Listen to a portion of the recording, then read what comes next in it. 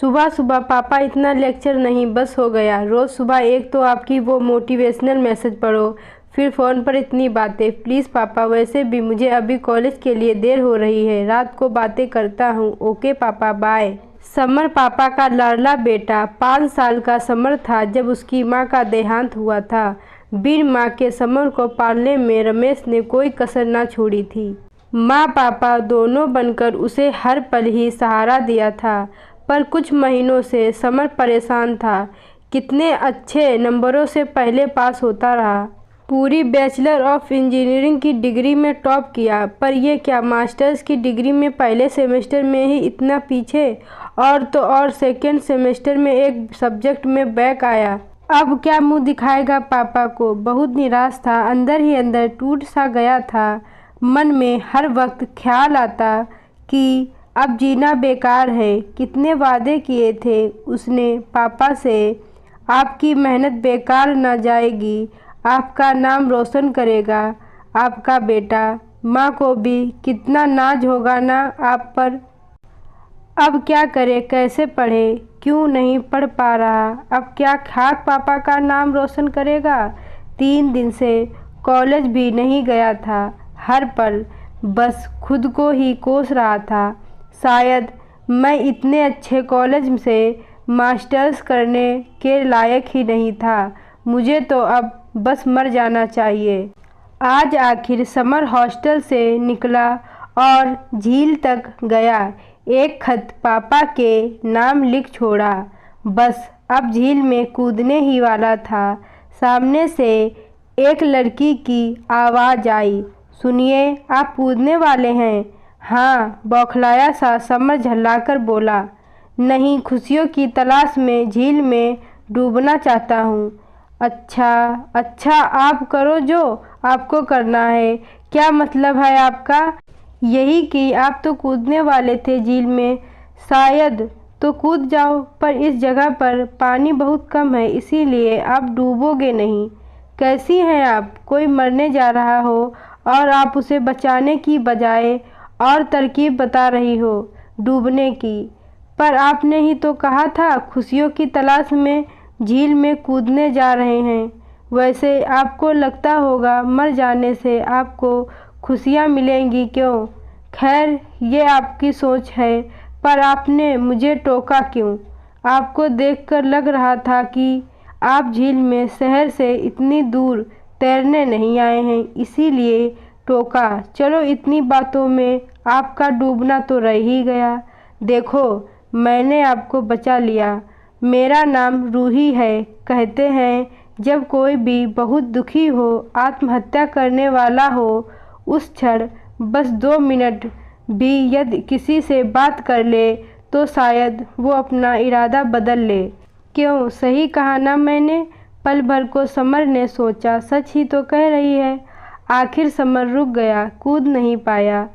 सच कह रही हो, आज मैं बस अपना जीवन खत्म ही कर देता अगर तुम ना आती। आती कैसे नहीं, मैं अक्सर यहाँ आती जाती रहती हूँ। आज से 2 साल पहले इसी झील में मेरे भाई ने सुसाइड कर लिया था।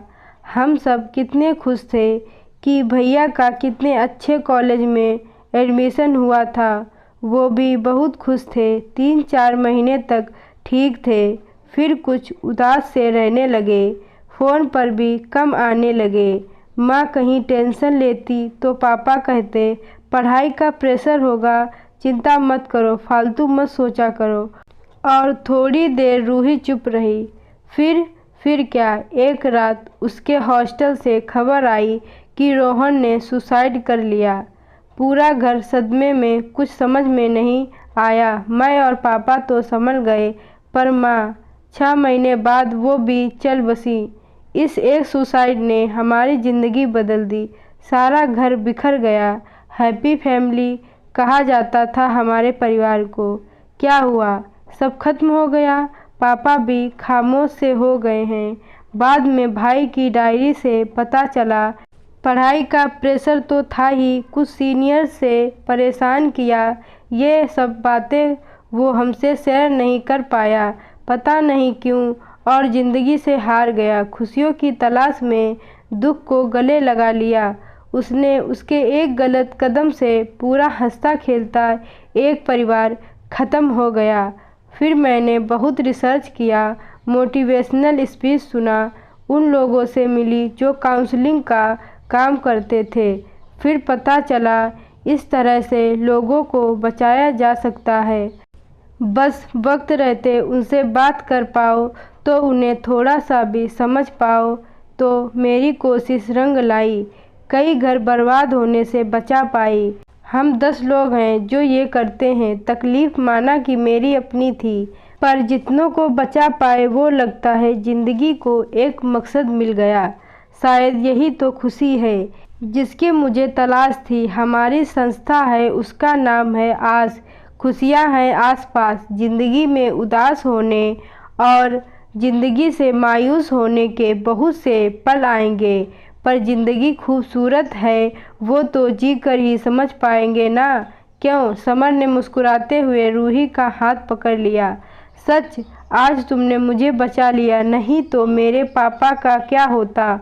मुझसे छोटी होकर भी तुमने कितनी समझदारी की बात की। बस अब मुझे भी एक नई राह मिली। अब से ऐसी गलती कभी नहीं होगी। बहुत धन्यवाद तुम्हारा। रूही खुश होकर अपना कार्ड देकर वहाँ से चली गई। समर भी हॉस्टल आकर पापा से फ़ोन लगाया। पापा? हाँ बेटा, क्या हुआ? पापा, मेरे एक सब्जेक्ट में बैक आई है। कोई बात नहीं बेटा, तुम थोड़ा और मेहनत करना, निराश ना होना। मेरे लिए ये ज़रूरी नहीं कि तुम टॉप करो, मेरे लिए तुम्हारा होना ज़रूरी है। तुम्हारे साथ ही मेरी खुशियाँ हैं। मेरी ज़िंदगी बस तुम्हारे इर्द गिर्द ही है बेटा, बस तुम खुश रहो। तुम बोलो तो मैं आ जाऊँ? हाँ पापा, आप आ जाओ ना, आपकी याद बहुत आ रही है। बस बेटा, मैं आ जाऊँगा, तुम अपना ख्याल रखना। हाँ पापा। खुद को इतना हल्का महसूस कर रहा था समर। खुश भी था कि दिल की बात पापा को बताकर मन ही मन सोच रहा था। रूही का दिया हुआ कार्ड ध्यान से देख रहा था। सच, अब तलाश पूरी हुई खुशियों को ढूंढने की।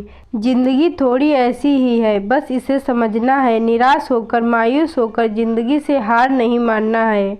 कठिनाइयों से जूझकर जो पार होते हैं, सही मायनों में ज़िंदगी तो बस वही जीते हैं। आप लोगों को यह कहानी अच्छी लगी हो तो वीडियो को लाइक करें और चैनल को सब्सक्राइब करना ना भूलें।